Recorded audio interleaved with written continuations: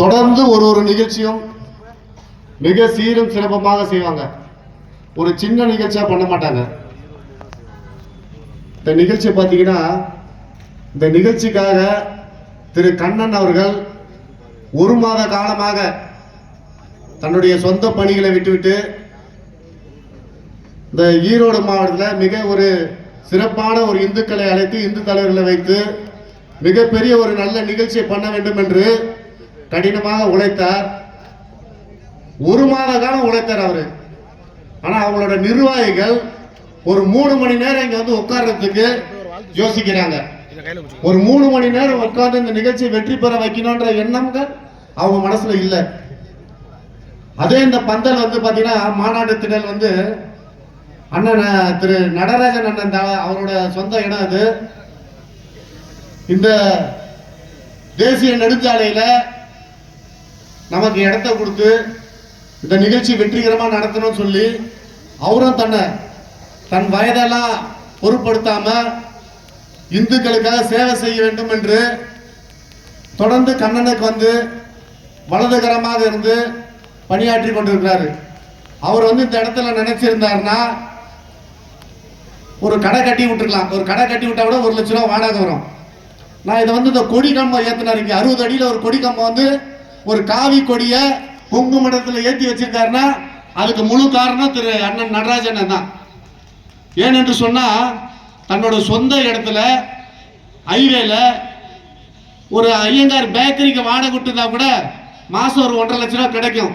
ஆனா அந்த இடத்துல சொந்த இடத்துல அவர் வந்து ஒரு கொடி கம்பத்தை ஏற்றி இந்து பாதுகாப்பு படை எப்பவுமே இந்துக்களுக்கு பாதுகாப்பா தான் இருக்கும் என்பதற்காக தன்னுடைய வருமானத்தை பார்க்காம, தன் குடும்பத்துல யார் எது சொன்னாலும் கேட்காம இந்த இந்து பாதுகாப்பு படைக்காகவும் இந்து இயக்கங்களுக்காகவும் இந்து இயக்க தலைவர்களுக்கு வந்து போக வேண்டும் என்று சொல்லி ஒரு பெரிய அலுவலகத்தை கட்டி வச்சிருக்கிறாரு.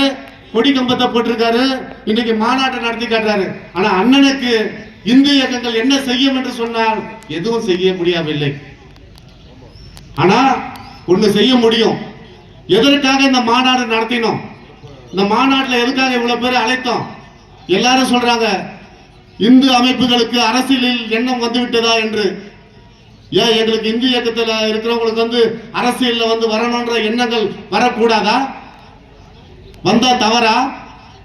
கண்ட புறம்போக்கெல்லாம் ஒரு கட்சியில சேருது. அவன் ஒரு அதிகாரத்துக்கு வரணும்னு ஆசைப்படும் போது இந்த தேசத்தை நேசிக்கிறவனும் தன்னுடைய சொத்தை தேசத்துக்காக கொடுப்பதும் தன் குடும்பத்தில் இருப்பவர்களே ஒரு இந்து அமைப்பு வேலைக்காக பலியிட்டவர்களும் ஏன் அதிகாரத்துக்கு வரக்கூடாது? வரலாம். ஆனா அப்படிலாம் நம்ம நினைச்சுதான் இங்க ஒரு அரசியல் கட்சியை உருவாக்கணும். எப்படி உத்தரப்பிரதேசத்துல ஐயா திரு யோகி ஆதித்யநாத் இருக்கிறாரோ, அது போல தமிழ்நாட்டில் ஐயா திரு கேசவ விநாயகர் அவர்களை சங்கம் அனுப்பி இருக்கிற இந்துக்கள் எல்லாம் ஒருங்கிணைக்கணும், இந்து இயக்க தலைவர் எல்லாம் ஒருங்கிணைக்கணும் என்று சொல்லி அவருக்கு இங்க பணி கொடுத்தாங்க. மிஸ்டர் கேசவ விநாயகம், டேய் கேசவ விநாயகம், டேய் எங்கடா இருக்கிற? உன்னை எதுக்குடா அமிச்சாங்க? நீ யோகிக்கு ஈக்குவலா பேசுற. இந்த புறம்போக்கு என்னைக்கு இங்க வந்ததோ ஒரு இந்து இயக்க தலைவர்களை விட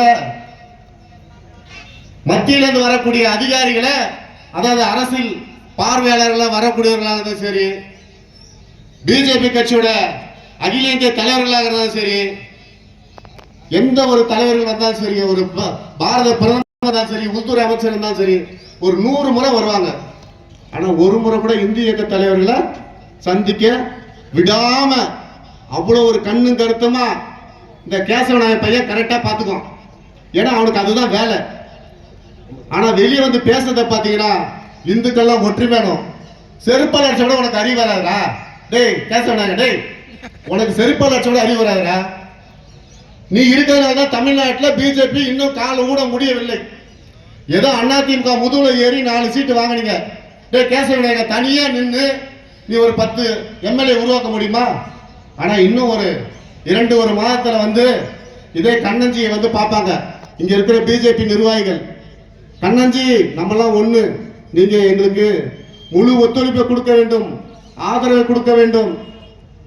ஆனா இன்னைக்கு கண்ணஞ்சி கஷ்டப்பட்டு ஒரு மாதமாக இந்த மாநாட்டுக்காக எத்தனை இடத்துல போனாரு, எத்தனை அதிகாரிகளை பார்த்தாரு, எவ்வளவு கஷ்டப்பட்டாரு, இதுக்கு பொருள் உதவி எங்கிருந்து வந்தது. ஆனா அதெல்லாம் எந்த ஒரு பிஜேபி காரணம் கண்ணஞ்சிக்கு ஆதரவாக பக்கபலமாக இருந்திருக்க மாட்டாங்க.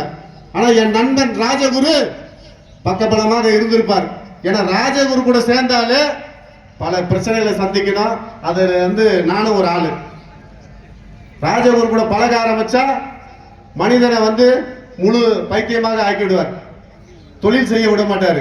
என்னைக்கு சென்னையில 15 வருஷத்துக்கு முன்ன என்னை சந்தித்தாரோ திரு நண்பர் ராஜகுரு, அன்றிலிருந்து இன்று வரல நம்ம இந்துத்துவ பணியை தீவிரமா செய்து கொண்டிருக்கிறோம். அதுக்கு சாட்சி அண்ணன் ட்ரிபிள்எஸ் மணி அவர்கள்லாம் இருக்காங்க. மூத்த தலைவர்கள்லாம் நிறைய பேருக்கு தெரியும் என்னென்னலாம் நம்ம பண்ணியிருக்கோன்றது. ஏன் என்று சொன்னா நமக்கு அந்த உணர்வுகளை ஊட்டக்கூடிய சக்தியாக திரு ராஜகுரு அவர்கள் திகழ்றாரு. அந்த ராஜகுரு திரு தம்பி கண்ணனாஜி அவர்களை பிடித்து இந்த பகுதியில் இவ்வளவு பெரிய எழுச்சி உருவாக்குறதா மிகப்பெரிய கஷ்டம்.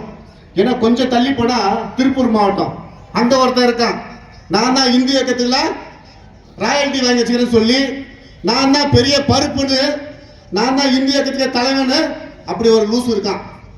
இன்னும் தள்ளி கொங்கு மாவட்டத்துக்கு கோயம்புத்தூருக்கு போனா நான் தான் இந்துக்களுக்கெல்லாம் முதல்வர்னு சொல்லி அங்க ஒரு லூசு இருக்கு. இந்த மாதிரி லூசுக்கள் எல்லாம் வைத்துக் கொண்டு கண்ணஞ்சியெல்லாம் நீங்க களமாடுறாரு சொன்னா மிகப்பெரிய கஷ்டம். ஆனா அதெல்லாம் மீறி கண்ணன் வராருன்னா அவரை நம்பி பல பேர், ஒரு லட்சம் சொல்ல முடியாது, இன்னைக்கு ஒரு ஆயிரக்கணக்கான மக்கள் இருக்காங்கன்னா அவரை நம்பி வந்ததுக்கு அவர்களுடைய பொற்பாதங்களை தொட்டு நான் வணங்கிக்கிறேன். ஏனென்று சொன்னால் கண்ணன் உங்களை எந்த ஒரு விதத்திலே கைவிட மாட்டார் என்ற நம்பிக்கையோடு நீங்கெல்லாம் அவர் பின்னாடி இருக்கீங்கன்னா அவருக்கு பின்னாடி நாங்களா இருக்கிறோம் என்ற நம்பிக்கையை வைத்துக் கொள்ளுங்கள். அது கண்ணனுக்காக இருந்தாலும் சரி, திரு அண்ணன் நாகராஜன் அண்ணனுக்காக இருந்தாலும் சரி, தமிழ்நாட்டில் இன்னைக்கு எல்லா தலைவர்களும் திருப்பூரை நோக்கி வந்திருக்கிறது, ஈரோடு நோக்கி வந்திருக்கிறோம். எதற்காக வந்திருக்கிறோம்? திரு நண்பர் கண்ணன் அழைத்தார் என்பதற்காக வந்திருக்கிறோம். இங்க இந்து உறவுகளும் வராங்கன்றதுக்காக வந்திருக்கோம். எல்லாருக்கும் பணி இருக்கு, எல்லாருக்கும் வேலை வாய்ப்புகள் இருக்கு, எல்லாருக்கும் குடும்பம் இருக்கு. ஆனா அத்தனை விட்டுட்டு உங்களை சந்திக்கணும்னு வந்திருக்காங்க. ஆனா நம்மளோட வளர்ச்சிகளை முட்டுக்கட்டையாக போடுவது யார் என்று சொன்னால் எதிரி திமுக. 500 பேர் இருந்தாலும் எதிரியை நம்ம கண்டுபிடிச்சலாம். துரோகி பிஜேபி. அந்த பிஜேபி நம்பினா நம்மளை முதுகுல குத்துவான், நம்மளை வளர விடாம பண்ணுவான். இவ்வளவு பெரிய கூட்டத்தை போட்டதால் பல சதி திட்டங்களை கண்ணன் மீது திட்டம் போட்டு கொண்டிருப்பார்கள். ஆனா அதெல்லாம் நம்ம முறியடிக்கிற சக்திகளும் திறமைகளும் நம்ம கிட்ட இருக்கு. அதனால கண்ணன் சோர்ந்து விட வேண்டாம், பயப்பட வேண்டாம். கண்ணனுக்கு எப்பயும் நாங்க பக்கபலமாக இருப்போம். இப்ப எல்லாருமே பேசணும். திருப்பரங்குன்றத்துல தீப ஏத்த அனுமதி அரசு தரலன்னு நம்ம சொல்றோம். அரசு குறை சொல்லக்கூடாது. திமுக அரசு அங்க திருப்பரங்குன்றத்துல ஒரு சிக்கல் இருக்கு, சிக்கந்தர் தர்கா இருக்கு. அந்த சிக்கந்தர் தர்காவுக்கு சிக்கலை உருவாக்கக்கூடிய ஆள் யாருன்னா இந்த இந்திய இயக்க தலைவர்கள் தான் சிக்கலை உருவாக்கி, ஏன்னா திமுக அரசுக்கு அந்த சிக்கந்தர் மலை இருப்பது பிடிக்கவில்லை. ஏன் என்று சொன்னால் என்னைக்கு உச்ச நீதிமன்றம் தீர்ப்பு கொடுத்ததோ போய் தீபத்தை ஏற்று சொல்லுங்க, 2 மணி நேரம் தீபம் எழுதி வச்சிருக்கோம், அது காத்திலே தானா அணைஞ்சிருக்கும். ஆனா தமிழக முதல்வருக்கு என்னென்றால் 6 படையில் முதல் படையான முருகன் இருக்கக்கூடிய இடத்துல அங்க ஒரு சிக்கலான சிக்கந்தர் இருக்கக்கூடாது, அதை நீங்கள் அகற்ற வேண்டும். ஏன் என்று சொன்னால் உங்ககிட்ட தான் அதை கொடுக்க முடியும். என்னைக்கு நீங்க ராமனுக்கு ஒரு ஆலயத்தை எழுப்ப முடியும், அங்க இருக்கக்கூடிய தர்காவை அகற்ற முடியும் என்று உங்களால் தான் அது முடியும். அது போன்ற சக்தி உங்கள்கிட்ட தான் இருக்கு. அதனால்தான் தமிழக அரசு சிக்கந்தர் மலையில நம்மள தீபம் ஏற்ற விடாம இருக்கு. ஏன் என்று சொன்னா அங்க இருக்கிற பாய்ங்க கூட ஒத்துக்கினானுங்க, நீங்க தீபத்தை ஏத்திட்டு போங்க, நாங்க எந்த பிரச்சனையும் பண்ணலன்னு. ஆனா அங்க சிக்கலை உருவாக்குறதே திமுக கூட்டணியில் இருக்கக்கூடிய திரு நவாஸ் கனின்ற ஒரு எம்பி தான் அந்த சிக்கலை உருவாக்குனாரு. வெகு விரைவில் தமிழக முதல்ல எதிர்பார்க்க மாதிரி அந்த சிக்கந்தர் மலையை நாங்க சுத்தம் செய்து தீபத்தை ஏற்றுவோம் என்பதை சபதமாக ஏற்றுக்கொள்கிறோம். இந்த இடத்துல இது போல நமக்கு ஒரு நேரத்திலையும் ஒரு வாய்ப்புகளை தமிழக அரசு கொடுத்து கொடுத்தா. ஆனா எதிரி தான் சில கருத்துக்களுக்கு எதிர்முரணாக தான் இருக்காங்க. ஆனா எதிரி என்று சொல்வனை நம்பலாம், துரோகிகளை நம்பக்கூடாது. இந்த பிஜேபி என்ற கட்சிக்காக நீங்க இந்திய இயக்க தலைவர்கள்லாம் தங்களோட உழைப்புகளையும் உங்களுடைய கருத்துக்களையும் தேவையில்லாம அவனுக்காக பதிவு போட்டு அவனை வளர்த்து விட்டுக்கிட்டு இருக்கீங்க. உங்களை என்னைக்காவது எங்கேயாவது மதிக்கிறானா? நீ செத்தினா உன் தலைமாட்டில் உட்காந்து அங்க ஓட்டு வாங்க பாப்பானே தவிர, நீ அடிப்பட்டு ரோட்ல உயிரோட போன காப்பாத்த அவனா பிஜேபி கட்சி வர மாட்டான். இந்திய கட்சி தான் வரும். பூர்ணச்சந்திரன் தீபம் ஏத்த முடியலன்னு சொல்லி பூர்ணச்சந்திரன் தன் உடலே தீபமாக தீயிட்டு கொளுத்திக்கிட்டான். எந்த பிஜேபி கட்சியாரும் அங்க போய் அவனுக்கு ஆறுதலாக இருந்து அவன் மனைவிக்கு ஒரு மத்திய அரசு வேலை கொடுத்தாங்களா? அந்த அம்மா படிச்சிருக்காங்க, ஒரு மத்திய அரசு வேலை கொடுத்தாங்க. கிட்டத்தட்ட தமிழ்நாட்டில் நூற்றுக்கணக்கான இந்திய இயக்க தலைவர்கள் அவங்க தலைவர்களும் இறந்திருக்காங்க, அவங்க குடும்பத்திலே இறந்திருக்காங்க. பிஜேபி 12 ஆண்டு காலமாக ஆட்சியில் இருக்குது.